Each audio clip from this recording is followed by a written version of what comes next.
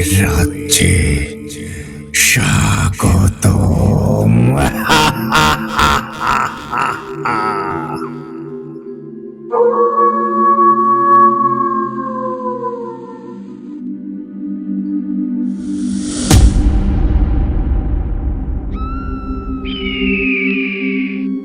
আসসালামু আলাইকুম বন্ধুগণ, সবাইকে স্বাগতম জানাচ্ছি ভূতাড্ডার আরও একটা নতুন এপিসোডে। আর বরাবরের মতোই আপনাদের সাথে আছি আমি ইমরান ইসকান। আপনারা সবাই জানেন হয়তো এই মুহূর্তে আমি কিছুটা অসুস্থ, যার জন্য আমরা এই মুহূর্তে রেগুলারলি আপনাদেরকে ঘটনা শোনাতে পারছি না। তারপরও আমি চেষ্টা করছি যতটা সম্ভব আপনাদের সাথে কানেক্টেড থাকতে, আপনাদেরকে নতুন নতুন সব ঘটনা উপহার দিতে। আর তারই ধারাবাহিকতায় আজকে কিন্তু আপনাদের জন্য দুর্দান্ত একটা ঘটনা নিয়ে এসেছি। আজকের ঘটনাটি আমাদের একজন লিসেনার আমাদের সাথে শেয়ার করেছেন। এক কথায় বলবো, ঘটনাটি অসাধারণ একটি ঘটনা, আপনারা অনেক বেশি এনজয় করবেন।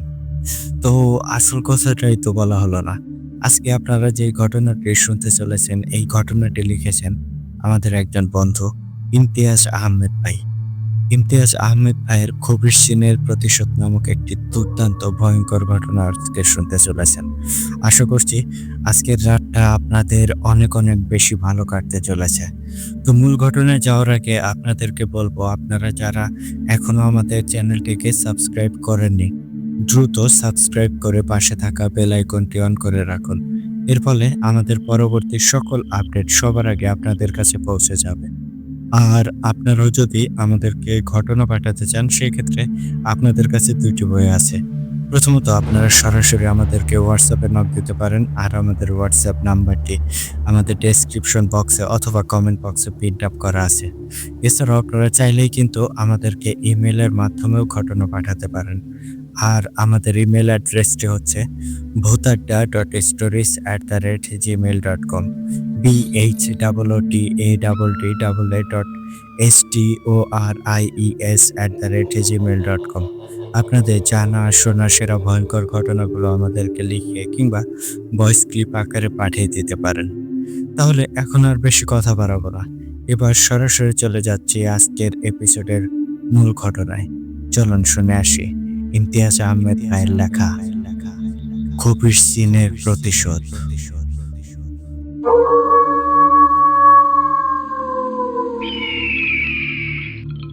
ঘটনাটি আমাকে ঠিক যেইভাবে লিখে পাঠিয়েছেন, আমি চেষ্টা করছি ঠিক সেভাবেই আপনাদের মাঝে উপস্থাপন করতে।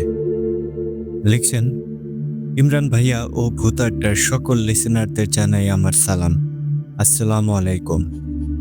আশা করি মহান আল্লাহর অশেষ রহমতে সবাই অনেক ভালো আছেন। আলহামদুলিল্লাহ, আমিও আল্লাহর রহমতে অনেক ভালো আছি। ইমরান ভাইয়া, আমি ভূতাড্ডার একজন নিয়মিত শ্রোতা। আমি অনেক আগে থেকেই আপনাদের ঘটনাগুলো শুনে থাকি। আপনাদের ভূতাড্ডার সকল ঘটনাই আমার শোনা শেষ। বিশেষ করে আব্বাস হুজুর, রহমত হুজুর, ইয়াসিন হুজুর, আলী হুজুর, ল্যাংড়া কবিরাজ ও গুরু জগন্নাথ তান্ত্রিকের ঘটনাগুলো অনেক বেশি ভালো লাগে। পাশাপাশি অনেক লিসেনাররাও ঘটনা পাঠায়, সেই ঘটনাগুলো অনেক ভালো লাগে। আমিও ভাবলাম ভূতাড্ডায় একটা ঘটনা শেয়ার করব, তাই ঘটনা লিখতে বসে গেলাম। এবার আমার পরিচয়টা দেয়া যাক। আমার নাম ইমতিয়াজ আহমেদ। আমার বাড়ি কুষ্টিয়া জেলার পোড়াদহ গ্রামে। আমি এখন বর্তমানে ইরাকে আছি। আমি একজন ইরাক প্রবাসী। ইমরান ভাইয়া, আপনি তো জানেন প্রবাস জীবনে থেকে সময় বের করে ঘটনা লেখা অনেক কষ্টের, কিন্তু তারপরও আমি ঘটনা লিখছি। আশা করি আমার ঘটনাটা আপনি সকল লিসেনারদের পড়ে শোনাবেন। আমি আজকে যেই ঘটনাটা শেয়ার করব, এটা আমি আমার দাদা দাদি সহ আরও অনেকের কাছেই শুনেছি। ঘটনাটা অনেক আগের। ঘটনার সময়কাল 1940 সালের দিকে হবে। ঘটনাটা ঘটেছিল আমাদের গ্রামের বেশ কিছু মানুষের সাথে। ইমরান ভাইয়া, আমার লেখার মাঝে হয়তো ভুল হতে পারে, আর আমি হয়তো ঘটনাটা গুছিয়ে লিখতে পারবো না। তারপরও যথাসাধ্য চেষ্টা করব গুছিয়ে লেখার জন্য। তাহলে আমি ঘটনাটা শুরু করছি। সময়টা আনুমানিক 1940 সালের কোনো গরমকালে।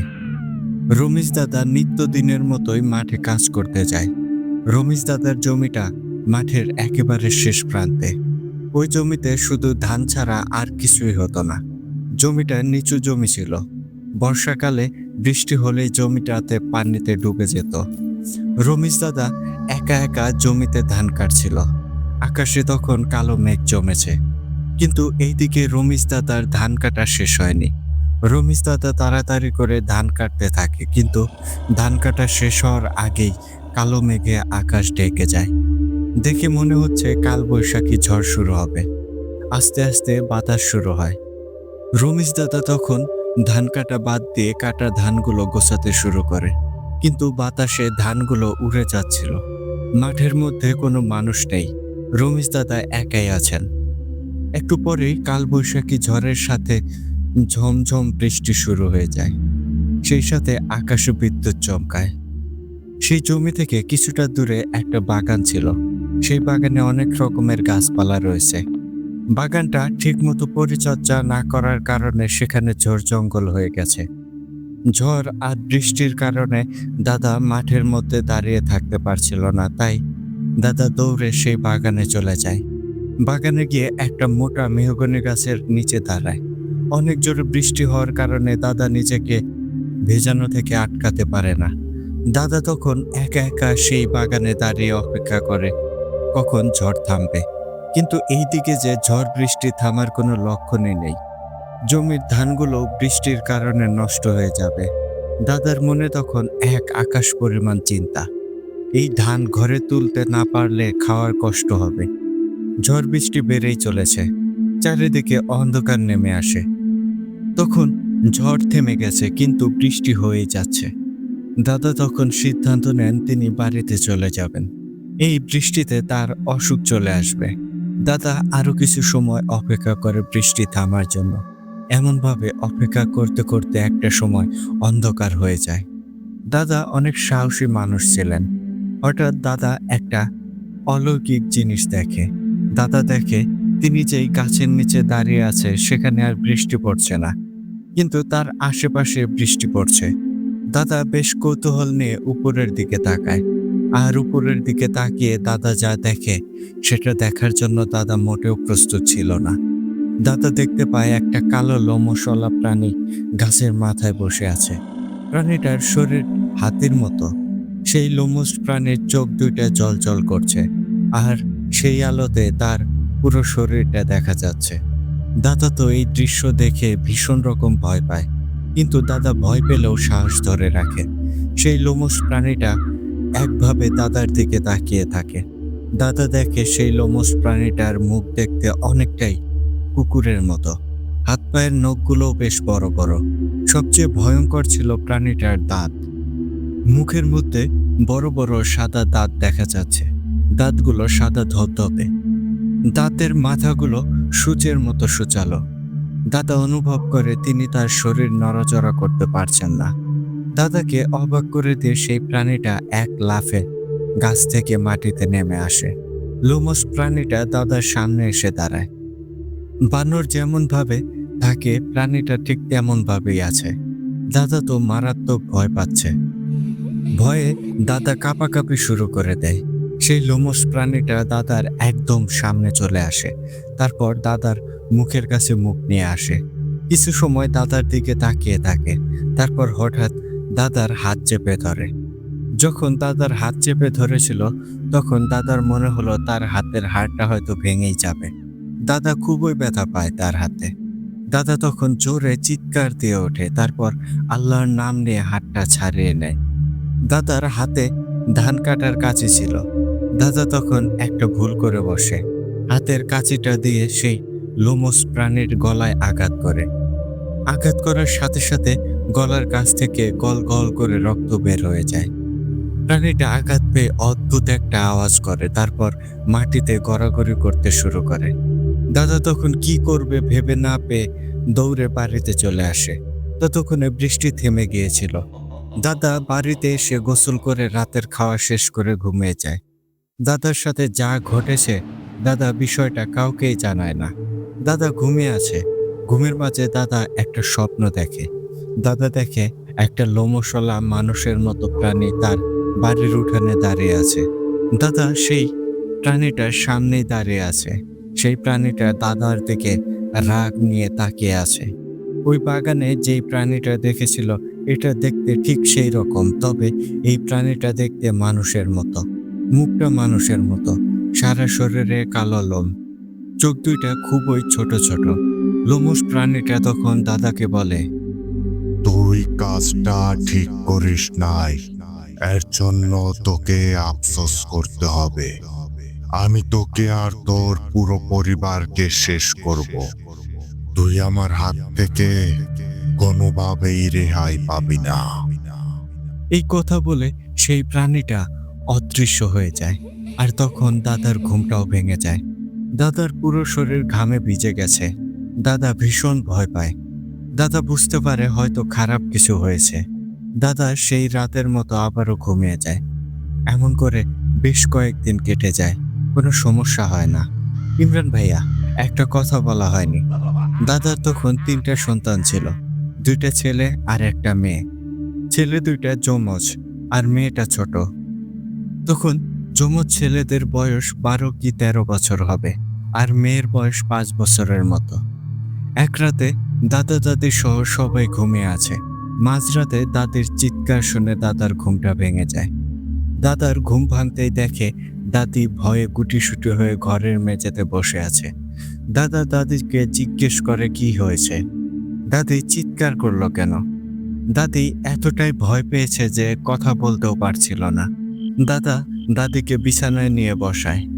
দাদির চিৎকার শুনে তার ছেলে মেয়েরও ঘুম ভেঙে যায়। দাদি তখন দাদাকে ভয়ঙ্কর একটা কথা বলে। দাদির হঠাৎ করে ঘুম ভেঙে যায়। দাদির মনে হলো কেউ তার মাথায় হাত বুলিয়ে দিচ্ছে। সেই হাতটা প্রচণ্ড ঠান্ডা আর লোমশ হাত। দাদির ঘুম ভেঙে প্রথমে কিছুই বুঝতে পারে না, কারণ ঘরটা অন্ধকার ছিল। দাদি বিষয়টা মনের ভুল ভেবে ধরে নেয়। দাদি আবারও ঘুমানোর চেষ্টা করে, কিন্তু আবারও সেই ঠান্ডা লোমশ হাত দাদির মাথায় হাত দেয়। দাদি তখন তার হাত দিয়ে সেই লোমশ হাতটা ধরে, আর তখনই দাদির ঘুম পুরোপুরি ভেঙে যায়। দাদি চোখ মেলে তাকিয়ে দেখে তার মুখের সামনে একটা লোমশওয়ালা মানুষের মতো প্রাণী দাঁড়িয়ে আছে। তার চোখ 2টা দিয়ে যেন আগুন বের হচ্ছিল। সেই লোমশ প্রাণীটা তার জিহ্বা বের করে দাদির সারা মুখে চেটে দেয়। দাদি তখন নড়াচড়া করার শক্তি হারিয়ে ফেলে। দাদি চিৎকার করার অনেক চেষ্টা করে, কিন্তু দাদির মুখ দিয়ে কোনো কথা বের হচ্ছিল না। দাদির পাশেই দাদা শুয়েছিল। দাদি তার হাত পা দিয়ে দাদাকে জাগানোর চেষ্টা করে, কিন্তু দাদির হাত পা কিছুই নড়াতে পারছিল না। এদিকে সেই লোমশ প্রাণীটা দাদির চুল ধরে দাদিকে বিছানা থেকে নামিয়ে ফেলে। তারপর দাদির চুল ধরে দাদিকে টেনে ঘরের বাইরে নিয়ে যেতে চায়। দাদি তখন তার শরীরের সমস্ত শক্তি দিয়ে জোরে আল্লাহর নাম নেয়। তখন দাদির গলা দিয়ে আওয়াজ বাহির হয়। দাদির আল্লাহ বলে চিৎকার করে ওঠে। তখন দাদারও ঘুমটা ভেঙে যায়, আর সেই লোমশ প্রাণীটা দাদিকে ছেড়ে দিয়ে ঘরের জানালা ভেদ করে চলে যায়। যাওয়ার আগে একবার দাদির দিকে রাগী দৃষ্টিতে তাকায়। দাদা তো দাদির এই কথা শুনে চিন্তায় পড়ে যায়। দাদা বুঝতে পারে নিশ্চয়ই ভয়ঙ্কর কিছু হতে চলেছে, কিন্তু দাদা বুঝতে পারে না কেন এমনটা হচ্ছে। সেই রাতটা কোনো রকম ভাবে পার হয়ে যায়। পরদিন দাদা পাশের গ্রামে একটা কবিরাজ ছিল, তার কাছে যায়। কবিরাজকে সবকিছু খুলে বলে। কবিরাজ সব কথা শুনে দাদার সাথে বাড়িতে আসে। কবিরাজ বাড়ির চারপাশে ঘুরে ঘুরে দেখে, তারপর ঘরের মধ্যে যায়। ঘরের মধ্যে ঢুকে সব কয়টা ঘরে সরিষার দানার মতো কিছু একটা ছিটিয়ে দেয়। কবিরাজ দাদাকে আগরবাতি আর 1 মুঠো চাউল আনতে বলে। দাদা জিনিসগুলো কবিরাজকে এনে দেয়। তারপর কবিরাজ তার মতো করে কি যেন করে সেই চাউলে ফু দেয়। কবিরাজ চাউলগুলো তার 4 ভাগ করে বাড়ির 4 কোণায় পুঁতে দেয়। তারপর সেই 4 কোণায় 4টা আগরবাতি জ্বালিয়ে দেয়। আগরবাতি শেষ হয়ে গেলে কবিরাজ দাদাকে জানায় 1 সপ্তাহ এই 4 কোণায় আগরবাতি জ্বালাতে হবে। 1 সপ্তাহ পর আর কিছুই হবে না। কবিরাজ জানায় তিনি ঘর বাড়ি সব বন্ধ করে দিয়েছে। কবিরাজ আরো জানায় যেই 4 জায়গায় চাউল পুঁতে রাখা হয়েছে সেই জায়গা যেন কেউ অপবিত্র না করে। তাহলে বাড়ির বন্ধনীটা নষ্ট হয়ে যাবে। আর তারপর আর এই বাড়ি বন্ধ করে কোনো লাভ হবে না। এইসব কথা বলে কবিরাজ চলে যায়। সত্যি সেদিন থেকে আর কোনো সমস্যা হয়নি। তবে দাদা মাঝে মাঝে স্বপ্নে সেই লোমশ প্রাণীটাকে দেখতে পেত। লোমশ প্রাণীটা বাড়ির বাইরে দাঁড়িয়ে আছে। তার চোখ দুইটা ভয়ঙ্কর রকম লাল হয়ে আছে। লোমশ প্রাণীটা বাড়ির ভেতরে ঢুকতে চায় কিন্তু ঢুকতে পারে না। এমনভাবেই 1 মাস কেটে যায়। আর কোনো সমস্যা হয় না। দাদা দাদি ভেবেই ছিল হয়তো সমস্যাটা এখানেই শেষ হয়ে গেছে। এক রাতের ঘটনা। দাদার বড় ছেলে রাতে ওয়াশরুমে যাওয়ার জন্য বের হয়। দাদার ছেলে ওয়াশরুমে না গিয়ে বাড়ির এক কোণায় বসে তার কাজ সারে। তারপর সে ঘরে চলে আসে। আর সেদিন রাত থেকে শুরু হয় একটা ভয়ঙ্কর তাণ্ডব। সেই রাতেই দাদার বড় ছেলের চিৎকারে সবারই ঘুম ভেঙে যায়। দাদার 2 ছেলে এক ঘরে থাকতো। ছেলের ঘরে গিয়ে দাদা দাদি একটা ভয়ঙ্কর আর মর্মান্তিক দৃশ্য দেখতে পায়। দাদার বড় ছেলে মাটিতে পড়ে আছে আর দাদার ছোট ছেলে বড় ছেলের বুকের ওপর বসে আছে। দাদার ছোট ছেলে তার বড় ভাইয়ের গলায় কামড় দিয়ে সেখান থেকে মাংস কামড়ে কামড়ে খাচ্ছে। এমন দৃশ্য দেখে দাদি চিৎকার দিয়ে সেখানেই অজ্ঞান হয়ে যায়। দাদির চিৎকার শুনে দাদার ছোট ছেলে ঘুরে তাকায়, তারপর দাদার দিকে তাকিয়ে একটা বিটঘুটে হাসি দেয়। দাদা দেখে তার ছোট ছেলের মুখ দিয়ে রক্ত ঝরছে। মুখ দিয়ে রক্ত রীতিমতো গড়িয়ে গড়িয়ে পড়ছে। দাদা প্রচন্ড ভয় পায় এই দৃশ্য দেখে। তখন দাদার ছোট ছেলে উঠে দাঁড়ায়, দাদার সামনে আসে, তারপর তার রক্তাক্ত হাত দিয়ে দাদাকে ধরতে যায়। দাদা তখন পিছিয়ে আসে। দাদার ছোট ছেলে তখন দাদাকে উদ্দেশ্য করে বলে, তোকে বলেছিলাম না, তোকে আফসোস করতে হবে। আমি তোর পুরো পরিবারকে শেষ করে দেব। আমি তোর পরিবারের কাউকেই বাঁচিয়ে রাখবো না। এমন ভাবেই সবাইকে মেরে রক্ত মাংস খেয়ে নেব। কেউ তোদের বাঁচাতে পারবে না। এই কথা বলেই দাদার ছেলে অজ্ঞান হয়ে মাটিতে পড়ে যায়। তখন দাদার বাড়ির মানুষজন চলে আসে। সবাই এই দৃশ্য দেখে তো হতবাক হয়ে যায়। বাড়ির মহিলারা ভয়ে সেখান থেকে চলে যায়। বাড়ির ভেতর চিৎকার চেঁচামেচি শুরু হয়। চিৎকার শুনে আশেপাশের বাড়ির মানুষেরও ঘুম ভেঙে যায়। তখন আশেপাশের মানুষজন এসে এই দৃশ্য দেখতে পায়। সবার শরীরে কাঁটা দিয়ে ওঠে এই দৃশ্যটা দেখে। দাদা চিৎকার করে কান্না করতে থাকে। সবাই বুঝতে পারে দাদার ছেলের মৃত্যু স্বাভাবিকভাবে হয়নি। পরদিন দাদার ছেলেকে দাফন কাফন করানো হয়। দাদা বুঝতে পারে না এমন কেন হলো। বাড়ি তো বন্ধ করা, তাহলে সেই লোমশ প্রাণীটা বাড়ির মধ্যে কিভাবে আসতে পারে। দাদা আবারও সেই কবিরাজের কাছে যায়। কবিরাজ দাদার সাথে বাড়িতে আসে। বাড়িতে সেই কবিরাজ কোনো কথা না বলে চলে যেতে থাকে। দাদা কবিরাজকে আটকায়। সে কেন চলে যাচ্ছে জিজ্ঞেস করে। কবিরাজ তখন জানায় বাড়ির বন্ধনী নষ্ট হয়ে গেছে, আর সেই জন্যই ওই লোমশওয়ালা প্রাণীটা বাড়ির ভেতরে ঢুকতে পেরেছে। সে রাগে দাদার ছোট ছেলের ওপর ভর করে তারপরে দাদার বড় ছেলেকে হত্যা করে। কবিরাজ আর দেরি না করে সেখান থেকে চলে যায়। কবিরাজ যাওয়ার পর দাদা ভীষণ রকম চিন্তায় পড়ে যায়। এখন তাহলে কি হবে? দাদার পরিবারে ভয় আর শোকের ছায়া নেমে আসে। দিন গিয়ে রাত নেমে আসে। দাদা দাদি কারো চোখে ঘুম নেই। হঠাৎ গভীর রাতে ঘরের দরজায় ঠক ঠক করে কড়া নাড়ার শব্দ হয়। দাদা দাদি দুজনে চুপ করে বসে থাকে। 2 বার আস্তে আস্তে টোকা দেয়। একটু পরেই ঘরের বাইরে থেকে গোঙানির মতো আওয়াজ ভেসে আসে। মনে হয় কোনো ভয়ানক প্রাণী দরজার ওপাশে দাঁড়িয়ে রাগে গোঙানির মতো আওয়াজ করছে। দাদা দাদি দুজনেই মারাত্মক রকম ভয় পায়। এবার খুব জোরে জোরে দরজায় ধাক্কা দিতে থাকে। দাদা দাদি দুজনে ভয়ে দোয়া দরুদ পাঠ করে। কিছু সময় পর সেই আওয়াজটা বন্ধ হয়ে যায়, কিন্তু এবার মনে হলো ঘরের চারপাশে অনেকগুলো ভয়ানক প্রাণী হাঁটাহাঁটি করছে। কারণ হলো কোনো প্রাণী রাগে গোঙালে যেমন হয় ঠিক তেমনই শব্দ হচ্ছে। এর মধ্যে দাদার ছেলে আর মেয়েরও ঘুম ভেঙে যায়। দাদা দাদি তার ছেলে আর মেয়েকে জড়িয়ে ধরে রেখে দোয়া দরুদ পড়তে থাকে। কিন্তু এর মাঝে ঘটে যায় একটা ঘটনা। দাদার ছোট ছেলে উঠে ঘরের দরজা খুলে বাইরে বের হয়ে যায়। আসলে খুব অল্প সময়ের মধ্যেই কাজটা হয়ে যায়। দাদা দাদি কিছু বুঝে ওঠার আগেই সে বাইরে চলে যায়।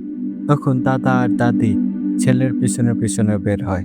বাইরে বের হয়েই দেখে উঠানে সেই ভয়ানক লোমশ প্রাণীটা দাঁড়িয়ে আছে। আর দাদার ছেলেকে সেই লোমশ প্রাণীটা পায়ের কাছে অজ্ঞান হয়ে পড়ে আছে। প্রাণীটা দাদার দিকে তাকিয়ে একটা বিদঘুটে হাসি দেয়। দাদা দাদি দুজনে চিৎকার করে। তাদের চিৎকার শুনে বাড়ির অন্য সদস্যরাও বের হয়ে আসে। সবাই ঘর থেকে বের হয়ে সেই লোমশ প্রাণীটাকে দেখতে পায়। তার পায়ের কাছেই দাদার ছেলে অচেতন হয়ে পড়ে আছে। সবাই এই দৃশ্য দেখে ভয়ে আগানোর সাহস করে না। দাদি তখন চিৎকার করে দোয়া পড়তে থাকে আর দাদা যান আজান দিতে থাকে। দাদির দোয়া আর দাদার আজান শুনে আশেপাশের বাড়ির মানুষেরও ঘুম ভেঙে যায়। তারা বুঝতে পারে কোনো বিপদ হয়েছে। তাই তারা দাদার বাড়িতে চলে আসে। তারাও এসে সেই প্রাণীটাকে দেখতে পেয়েছিল। প্রাণীটা একভাবে উঠানে দাঁড়িয়ে আছে। কেউ দাদার ছেলের কাছে যাওয়ার সাহস পাচ্ছে না। তখন সবাই মিলে চিৎকার করে দোয়া পড়তে থাকে আর আজান দিতে থাকে। তখন সেই প্রাণীটা রাগে গোঙাতে গোঙাতে বাড়ির বাইরে চলে যায়। তখন দাদি গিয়ে তার ছেলেকে ধরে, কিন্তু ততক্ষণে অনেক দেরি হয়ে গেছে। ছেলেটা মারা গেছে। দাদি তো চিৎকার করে কান্না করতে থাকে। একটা ছেলের মৃত্যু একদিনও হয়নি, এরই মাঝে আরো একটা ছেলে মারা গেল। তখন উপস্থিত সবাই বুঝতে পারে কোনো বড় একটা সমস্যা হয়েছে, না হলে এমন হওয়ার কথা না। কিন্তু দাদা তো বুঝতে পারে কি কারণে এমনটা হচ্ছে। পরদিন সকালে গ্রামের মানুষের মধ্যে জানাজানি হয়ে যায় রাতের ঘটনাটা। তখন কয়েকজন দাদাকে একটা হুজুরের ঠিকানা দেয়। হুজুরের বাড়ি ছিল খুলনাতে। সেই সময় কুষ্টিয়া থেকে খুলনা যেতে বেশ সময় লাগতো। দাদা একজনকে সাথে নিয়ে খুলনার উদ্দেশ্যে রওনা হয় আর গ্রামের মানুষদের বলে যায় দাদি আর তার মেয়েকে দেখতে। দাদা সেই হুজুরের কাছে পৌঁছে যায়। হুজুরটার বয়স তখন আনুমানিক ৭০ বছরের মতো ছিল। হুজুরের কাছে অনেক দূর থেকে মানুষ সমস্যার জন্য আসতো। বিশেষ করে জিন ঘটিত সমস্যার রোগী বেশি আসতো। দাদা আর তার সাথে যাওয়া লোকটা হুজুরের সাথে দেখা করেন। হুজুরের আলাদা একটা ঘর ছিল। হুজুর সেখানেই রোগী দেখতেন। দাদা যখন হুজুরের সাথে দেখা করেন, হুজুর কার সমস্যা কি সমস্যা সেটা জানতে চায়। দাদা তখন জানায় কি সমস্যা হয়েছে। দাদা সেই বৃষ্টির দিনের ঘটনা থেকে শুরু করে যা যা হয়েছে সবটাই জানান। দাদা হুজুরকে সবকিছু বলার পর রীতিমতো কান্না করে দেয়। হুজুর অনেক মন দিয়ে দাদার কথাগুলো শোনেন। হুজুর কিছু সময় নীরব থাকে। হুজুর দাদাকে শান্ত হতে বলে। দাদা কান্না থামিয়ে হুজুরকে অনুরোধ করে তার সমস্যার সমাধান করে দিতে। হুজুরকে দেখে মনে হচ্ছিল তিনি কিছু একটা ভাবছিল। হুজুর তখন দাদাকে উদ্দেশ্য করে কিছু কথা বলে। ইমরান ভাইয়া, কথাগুলো আমি হুজুরের মতো করেই বলছি। আপনার সব কথাই শুনলাম। সব শুনে আমার মনে হলো আপনি অনেক বড় সমস্যার মধ্যে পড়েছেন। কিন্তু এই সমস্যার সমাধান করতে হলে আমাকে আপনার বাড়িতে যেতে হবে। আমার বয়স হয়েছে। দূরে কোথাও গিয়ে সমস্যার সমাধান করা আমার পক্ষে কষ্টকর হয়ে যায়। তারপরও আমি আপনার বাড়িতে যাব। কারণ হলো, আমি যা বুঝলাম এখান থেকে আমি সমস্যা পুরোপুরি সমাধান করতে পারবো না। যেখান থেকে সমস্যা শুরু হয়েছিল সেখান থেকেই সমাধান করতে হবে। আজকের রাতটা আপনারা আমার এখানে থাকুন। কাল ফজরের নামাজ আদায় করে আমরা রওনা দেব। আর চিন্তা করবেন না, আপনার বাড়ির মানুষের কিছু হবে না ইনশাআল্লাহ। দাদা হুজুরের কথায় খুশি হয়। হুজুর একজনকে ডেকে দাদা আর তার সাথে থাকা লোকটাকে থাকার জায়গা দেখিয়ে দিতে বলে। হুজুরের কথা মতো ফজরের নামাজ আদায় করে তারা বেরিয়ে পড়ে। দাদার বাড়িতে আসতে আসতে বেশ রাত হয়ে যায়। রাস্তায় হুজুর নামাজ আদায় করে নিয়েছিল। হুজুর বাড়িতে ঢুকে বাড়িটা ভালো করে দেখে নেয়। তারপর হুজুর ঘরের মধ্যে ঢোকে। ঘরটা ভালো করে দেখে। দাদা আর দাদি হুজুরের খাবারের আয়োজন করে। হুজুর জানায় তার জন্য বেশি কিছু খাবারের আয়োজন করতে হবে না। দাদারা বাড়িতে যা খায় তাই রান্না করলেই হবে। তারপরও দাদা তার সাধ্যমতো চেষ্টা করে আয়োজন করার। রাতে খেয়ে হুজুরে একটু বিশ্রাম নেয়। তখন দাদা হুজুরের সাথেই ছিল। হুজুর দাদাকে তার কাছে ডাকে। হুজুর তখন দাদাকে জানায় তিনি সেই বাগানে একা একা যেতে চান, আর সেখানে গিয়েই তিনি সমস্যাটার সমাধান করবেন। দাদা হুজুরের কথা শুনে অবাক হয়। দাদা হুজুরকে বলে সেও সাথে যাবে, কিন্তু হুজুর জানায় তার সাথে কারো যাওয়া যাবে না। হুজুরকে একাই যেতে হবে। হুজুর দাদাকে বলে, আল্লাহ চাইলে আমার কিছুই হবে না। আপনি যদি আমার সাথে যান তাহলে আপনার কোনো ক্ষতি হতে পারে। আর আমি চাই না আপনার কোনো ক্ষতি হোক। আপনি শুধু আমাকে ওই বাগানটা দেখিয়ে দেবেন, আর কিছুই করতে হবে না। তবে আপনি চাইলে দূর থেকে দেখতে পারেন, কিন্তু বাগানের আশেপাশে থাকা যাবে না। দাদা তাতেই রাজি হয়ে যায়। গভীর রাতে দাদা আর হুজুর সেই বাগানের দিকে রওনা দেয়। আকাশে চাঁদ ছিল। চাঁদের আলোতে চারপাশটা অনেকটাই পরিষ্কারভাবে দেখা যাচ্ছে। দূর থেকে বাগানটা দেখতে অনেকটাই ভয়ঙ্কর লাগছিল। হুজুর আগে আগে হাঁটছিল আর দাদা পিছনে। হঠাৎ করে দাদার মনে হলো হুজুর কারোর সাথে কথা বলছে, কিন্তু কার সাথে কথা বলছে? সেখানে হুজুর আর দাদা ছাড়া তো কেউই নেই। হুজুর আরবি ভাষায় কথা বলছিল। এমনভাবেই বেশ কিছু সময় হুজুর কথা বলে। বাগান থেকে দূরে এসে থেমে যায় হুজুর। হুজুর তখন দাদাকে চলে যেতে বলে। দাদা জানায় সে এখানেই থাকবে আর দূর থেকে দেখবে সবকিছু। হুজুর তখন মুচকি হেসে বলে, আপনার অনেক ইচ্ছা আবার ওই প্রাণীটাকে দেখার, তাই না? তাহলে চলুন, আমার সাথেই চলুন। আপনাকে নিয়েই যাব। তবে একটা কথা, কিছুতেই ভয় পাবেন না আর চিৎকার করবেন না। যদি ভয় লাগে তাহলে চোখ বন্ধ করে দোয়া দরুদ পাঠ করবেন। দাদা আর হুজুর তখন বাগানের দিকে হাঁটা দেয়। একসময় সেই বাগানে এসে পৌঁছে যায়। দাদার ভয়ে শরীর শিউরে উঠছিল, কারণ চাঁদের আলোতে বাগানটা একটা পাহাড়ের মতো লাগছিল। বড় বড় গাছগুলো দৈত্যর মতো মাথা উঁচু করে দাঁড়িয়ে আছে। দাদা আর হুজুর বাগানের বাইরে দাঁড়িয়ে যায়। হঠাৎ পিছন থেকে কেউ একজন হুজুরকে উদ্দেশ্য করে সালাম দেয়। সালাম শুনেই দাদা চমকে ওঠে। এখানে তো দাদা আর হুজুর একা এসেছিলেন, তাহলে তাদের পিছু পিছু কেউ কি এসেছে নাকি? কে সালাম দিল এটা দেখার জন্য দাদা পিছনে ঘুরে তাকায়। তখন দাদা দেখতে পায় একটা সাদা জুব্বা পরিহিত সুদর্শন যুবক দাঁড়িয়ে আছে। তার মুখে হালকা দাড়ি আর মাথায় সাদা টুপি। চেহারাটা চাঁদের আলোর মতোই উজ্জ্বল। এত সুন্দর আর মায়াবী চেহারা দাদা আগে কখনোই দেখেনি। দাদা এক প্রকার বিমোহিত হয়ে যায়। দাদা বুঝতে পারে এটা সাধারণ কোনো মানুষ না, এটাও একটা জিনই হবে। হুজুর তখন দাদাকে ইশারায় চুপ থাকতে বলে। হুজুর আর সেই জিনটা নিজেদের মধ্যে আরবিতে কথা বলে। কিছু সময় পর সেই জিনটা বাগানের দিকে চলে যায়। জিনটা বাগানের মধ্যে চলে যেতেই সবকিছু নীরব আর শুনশান হয়ে যায়। অল্প কয়েক মিনিট পর জিনটা আবারও বের হয়ে আসে। তখন জিনটা হুজুরকে ইশারায় বাগানের মধ্যে যেতে বলে। হুজুর দাদাকে সাথে নিয়ে বাগানের মধ্যে যায়। দাদা খেয়াল করে বাগানের মধ্যে তারা প্রবেশ করতেই মনে হলো বাগানের ভেতর কারো ছোটাছুটি শুরু হয়ে গেল। মনে হচ্ছে গাছগুলো দুমড়ে মুচড়ে এখনই মাথার উপর ভেঙে পড়বে। দাদা ভীষণ ভয় পাচ্ছিল। কিছু দূর হাঁটার পর তারা সেই মেহগনি গাছের নিচে গিয়ে দাঁড়ায়, যেই গাছের নিচে দাদা লোমশ প্রাণীটাকে আঘাত করেছিল।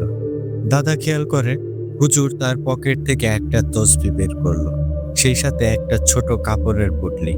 সেই পুটলিটা খোলার পর দেখলো সেখান থেকে কিছু সরিষার দানা হুজুর দোয়া পরে সেই সরিষার দানাতে ফু দেয়। তারপর সরিষার দানাগুলো ওই গাছের চারপাশে ছিটিয়ে দেয়। আর তখনই ভয়ঙ্কর চিৎকার ভেসে আসে। মনে হলো রাগে কেউ এমনভাবে চিৎকার করছে। সেই গাছটা খুব জোরে নড়তে শুরু করে। মনে হয় গাছটা যেন ভেঙে গায়ের উপর পড়বে। একটু পর অবাক করে দিয়ে গাছ থেকে এক লাফে সেই লোমশ প্রাণীটা নেমে আসে। তার চোখ দুইটা দিয়ে মনে হয় আগুন বাইর হচ্ছে। তখন দাদা সেই লোমশ প্রাণীটার সাথে কথা বলে। তাদের মাঝে কি কথা হয় দাদা বুঝতে পারে না। এক পর্যায়ে মনে হলো ওই লোমশ প্রাণীটা হুজুরকে তেড়ে আঘাত করতে আসবে। তখন হুজুরের সাথে থাকা সেই জিনটা হুজুরের সামনে এসে দাঁড়ায়। জিনটা ওই লোমশ প্রাণীটাকে একটা ধাক্কা দেয়। লোমশ প্রাণীটা ধাক্কা খেয়ে অনেকটা দূরে গিয়ে পড়ে। দাদা খেয়াল করে লোমশ প্রাণীটা আস্তে আস্তে ছোট হয়ে যাচ্ছে। ছোট হতে হতে একটা বিড়ালের সাইজের মতো হয়ে যায়। তখন জিনটা ওই লোমশ প্রাণীটার গলায় একটা শিকলের মতো কিছু পরিয়ে দেয়। তারপর টানতে টানতে বাগান থেকে বের করে নিয়ে আসে। বাগান থেকে বের হয়ে হুজুর আর জিনটার মাঝে কিছু কথা হয়। তারপর জিনটা ওই লোমশ প্রাণীকে নিয়ে উল্টো দিকে হাঁটা ধরে। দাদা আর হুজুরের সামনেই জিনটা অদৃশ্য হয়ে যায়। হুজুর তখন দাদাকে জানায়, আলহামদুলিল্লাহ, আল্লাহর রহমতে সমস্যার সমাধান হয়ে গেছে। আর কোনো সমস্যা হবে না ইনশাল্লাহ। হুজুরের কথা শুনে দাদা আনন্দিত হয়। এরপর তারা দুইজন বাড়িতে চলে আসে। এত তাড়াতাড়ি যে সমস্যাটার সমাধান হবে দাদা ভাবতেই পারেনি। সেই রাতে হুজুর দাদাকে অবাক করা কিছু কথা বলে। হুজুর জানায়, আপনি আমার সাথে যাকে দেখলেন তিনি একজন জিন। এটা আপনি বুঝতে পেরেছেন। জিনটা আমার ছাত্র। সে অনেক শক্তিশালী গোত্রের একটা জিন। ওই জিনের বাবার সাথে আমার অনেক ভালো সম্পর্ক। গত রাতেই আমি ওই জিনটাকে দিয়ে তথ্য সংগ্রহ করি যে এই হত্যাকাণ্ড চালাচ্ছে সে কে, কোথায় থাকে। আমার জিন ছাত্র আমাকে সকল তথ্য জানায়। আপনি যেই লোমশ প্রাণীটাকে আঘাত করেছিলেন সে একটা খবিশ জিন ছিল। সে ছিল বোবা আর প্রতিবন্ধীর মতো। ওই গাছেই দুইটা খবিশ জিন থাকত। যে আপনার ছেলেকে হত্যা করেছে তার ভাই ছিল ওই খবিশ জিন। আপনার ওই কাঁচির আঘাতে খবিশ জিনটা মারা যায়। তখন খবিশ জিনটার ভাই ভীষণ রেগে যায় আপনার ওপর। আর সে তার ভাইয়ের হত্যার প্রতিশোধ নিতেই আপনার দুই ছেলেকে হত্যা করে। আমি ওই খবিশ জিনটাকে হাজির করার চেষ্টা করি, কিন্তু সে হাজির হয় না। খবিশ জিনটাও বেশ শক্তিশালী, কিন্তু তার চেয়ে বহুগুণ শক্তিশালী আমার এই ছাত্র জিন। বাগানের মধ্যে যখন আমি খবিশ জিনটার সাথে কথা বলি, তাকে আমি শুরুতে বোঝালাম তোমার জন্য তার ভাই মারা গেছে। সে প্রতিশোধ নিতে তোমার দুই ছেলেকে হত্যা করেছে। সে যেন তোমার পরিবারের আর কোনো ক্ষতি না করে। কিন্তু খবিশ জিনটা কিছুতেই রাজি হয় না। সে তোমার পরিবারকে শেষ করে তবেই শান্ত হবে। কথা বলার এক পর্যায়ে খবিশ জিনটা রেগে গিয়ে আমাকে মারতে আসে। তখন আমার ছাত্র জিন তার উপর আক্রমণ করে। আমার ছাত্র জিন সিদ্ধান্ত নেয় সে তাকে বন্দি করে নিয়ে যাবে, না হলে খবিশ জিনটা তোমার ক্ষতি করতেই পারে। শেষে খবিশ জিনটাকে বন্দি করে নিয়ে যায়। আল্লাহর রহমতে এখন থেকে আর কোনো সমস্যা হবে না। হুজুরের কথা শুনে দাদা সত্যি বেশ অবাক হয়ে যায়। তার ওই ভুলের জন্য তার দুইটা সন্তান মারা গেছে। হুজুর দাদার ছেলেদের জন্য দোয়া করে। পরদিন সকালবেলায় হুজুরকে একজন নিতে আসে। দাদা তো অবাক হয়ে যায়। যে নিতে এসেছে তাকে তো খবর দেওয়া হয়নি, তাহলে সে কিভাবে খবর পেল? হুজুর বুঝতে পারে দাদা অবাক হয়েছে, কিন্তু হুজুর কিছু না বলে মুচকি মুচকি হাসে। হুজুর যাওয়ার সময় দাদা হুজুরকে কিছু টাকা দিতে চায়, কিন্তু হুজুর একটা টাকাও নেয় না। বরং টাকা দেয়াতে হুজুর মন খারাপ করে। পরে দাদা হুজুরের কাছে বলে তার ভুল হয়ে গেছে। হুজুর দাদার জন্য অনেক দোয়া করে। তারপর থেকে আর কখনোই কোনো সমস্যা হয়নি। দাদার যে মেয়ে বেঁচে ছিল সেই মেয়েই হলো আমার দাদি। এই ঘটনাটা সেই সময়ে মানুষের মুখে মুখে প্রচলিত ছিল। সময়ের পরিবর্তনে আজ ঘটনাটা বিলুপ্ত হওয়ার দিকে। তবে এখনো যারা বয়স্ক মানুষ আছে তারা এই ঘটনাটার জীবন্ত সাক্ষী হয়ে আছে। ইমরান ভাইয়া, এটাই ছিল আজকের ঘটনা। আশা করছি ঘটনাটা আপনি পড়ে শোনাবেন। আমার এই ঘটনাটা সিলেক্ট হলে আমাকে ইমেল করে জানিয়ে দেওয়ার অনুরোধ রইল। আমার জানা আরো বেশ কিছু ঘটনা আছে, আমি সময় পেলেই আবারও ঘটনা লিখতে বসবো। ভূতারটা দীর্ঘজীবী হোক। সবাই আমার জন্য এবং সকল প্রবাসীদের জন্য দোয়া করবেন। আমরা সকল প্রবাসীরা যেন আবারও সহি সালামতে আমাদের পরিবারের কাছে ফিরে যেতে পারি। আল্লাহ আমাদের সবাইকে ভালো রাখুক। আসসালামু আলাইকুম।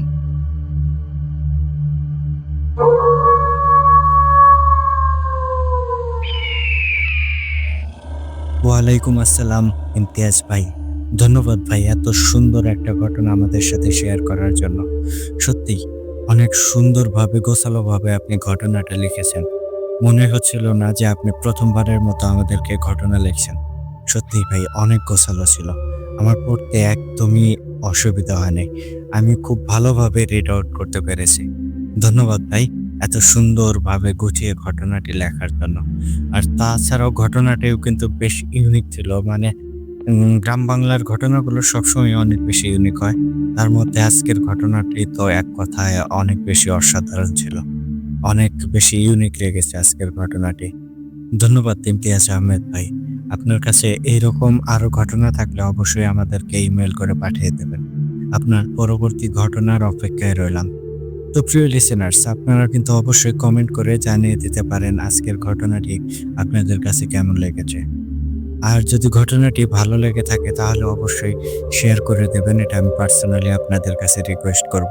বেশি বেশি শেয়ার করবেন, তাতে আমাদের ভূতারটা ফ্যামিলিটা আরো বড় হবে। সবার কাছেই আমাদের ঘটনাগুলো পৌঁছে যাবে। তো এই ছিল আজকের আয়োজন।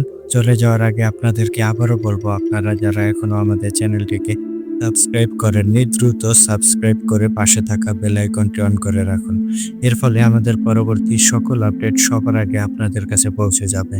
আর আপনারাও যদি আমাদেরকে ঘটনা পাঠাতে চান সেক্ষেত্রে আমাদের ডেসক্রিপশন বক্সে অথবা কমেন্ট বক্সে আমাদের হোয়াটসঅ্যাপ নাম্বার এবং আমাদের ইমেল অ্যাড্রেসটি দেওয়া আছে। আপনারা আপনাদের জানা শোনা সেরা ভয়ঙ্কর ঘটনাগুলো আমাদেরকে লিখে কিংবা ভয়েস ক্লিপ আকারে পাঠিয়ে দিতে পারেন। তাহলে আমি ইমরান এইস খান আজকের মতো এখানে বিদায় নিচ্ছি। কথা হচ্ছে আগামী এপিসোডে নতুন আর দুর্দান্ত ভয়ঙ্কর কোনো এক ঘটনার মাধ্যমে। টিল দেন সবাই ভালো থাকুন, সুস্থ থাকুন। আর হ্যাঁ, ভূতারটার সাথেই থাকুন। আসসালামু আলাইকুম।